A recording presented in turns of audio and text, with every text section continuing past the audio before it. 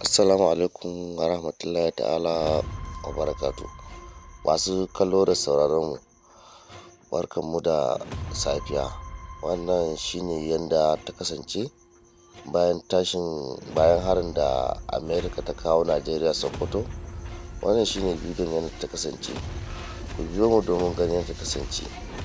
Kada a manta da Allah, idan wannan shine zuwan ku na farko, a daure a danna wani subscribe, sannan a danna mana alamar ƙararrawa. Hakan shine zai ba mu damar sanar da kai da zarar mun ɗora sababbin videos ɗin mu. Idan ba ku manta ba dai, harin dai an yi shi ne ranar daren Juma'a da ta gabata. To wannan yanayin ta kasance, duk da mutane suna cikin ɗari-ɗari sakamakon yadda harin ya kasance ba tare da sani ko wani sako na musamman ba. Kada a manta danna mana subscribe. Mun gode a sha saurare lafiya. Mun gode. Al'umma a ranar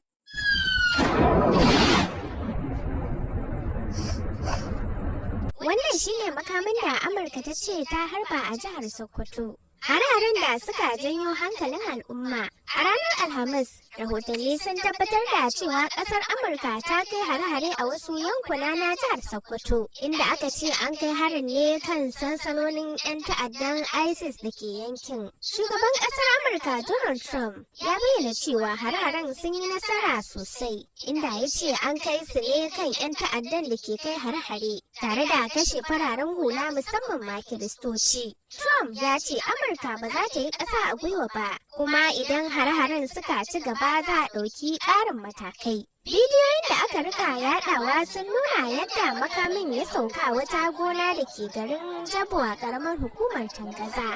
Mazauna wasu yankuna na jihar Sokoto sun bayyana cewa sun ji ƙarar fashewa mai ƙarfi da girgizar, lamarin da ya jefa jama'a cikin fargaba. Sai dai har yanzu babu cikakken bayani kan asarar rayuka.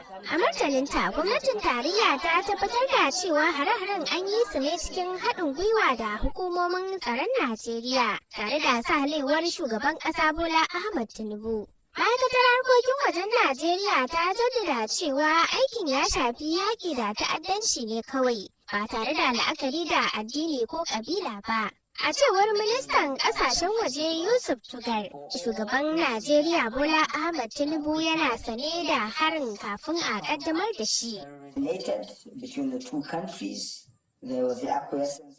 Ya ce yanzu da Amurka ta fara ba mu haɗin kai, za mu ci gaba da aikin ne a tare, kuma kamar yadda shugaban ƙasa ya nanata a jiya kafin ya amince da harin. Dole aikin ya zama aikin haɗin gwiwa, kuma dole ya zama babu wani addini da ake hari.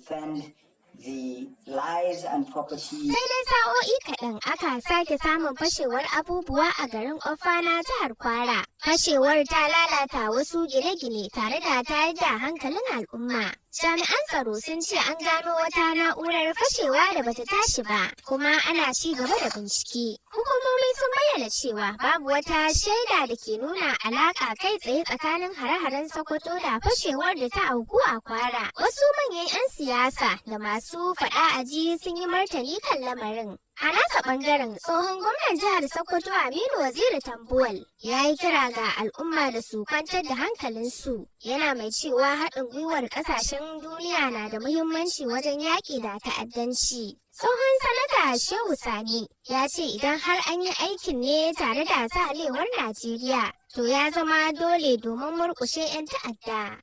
Sai dai ɗan gwagwarmaya Omoyele Sowore ya soki harin, yana mai cewa hakan cin zarafin ikon ƙasa ne, kuma yana da hatsari idan ƙasashen waje suka rika kai hare-hare a cikin Najeriya. Jam'iyyar adawa ta PDP ta soki gwamnatin tarayya bisa gazawar sanar da 'yan ƙasa tun da wuri kafin shugaban Amurka ya bayyana batun. Masana harkokin siyasa na ganin cewa duk da amfanin haɗin gwiwar ƙasa da ƙasa wajen yaƙi da ta'addanci, akwai buƙatar a inganta bayani da sanarwa ga jama'a domin kaucewa ruɗani da fargaba.